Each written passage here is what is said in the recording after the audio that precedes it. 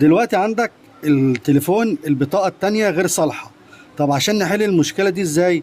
بكل بساطة خالص. اي تليفون قديم عندك في البيت، اي تليفون هتلاقي عنده في ظهره سيريال نمبر مش شغال، زي ما انت شايف كده السيريال اللي هو يبدأ 3 5 ده.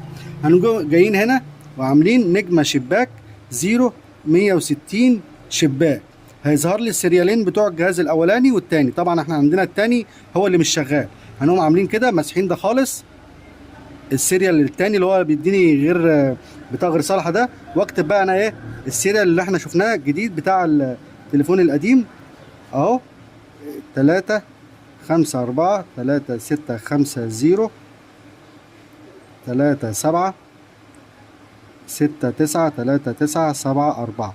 وبعد كده اقوم عامل حفظ.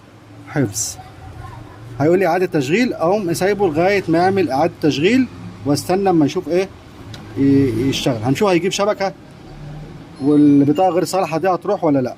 قدامك اهو، هنا جاري البحث على الاول، واخد بالك، وجاري البحث عن الاثنين، يعني الاثنين التانيين اهو. بص كده، الخط التاني هو جاب شبكه اهو، ما كانش جايب كده، الاثنين جابوا شبكه. تمام، يا رب تكون فدتكم، وما تنساش بتعمل شير كتير عشان خاطر غيرك يستفاد. السلام عليكم.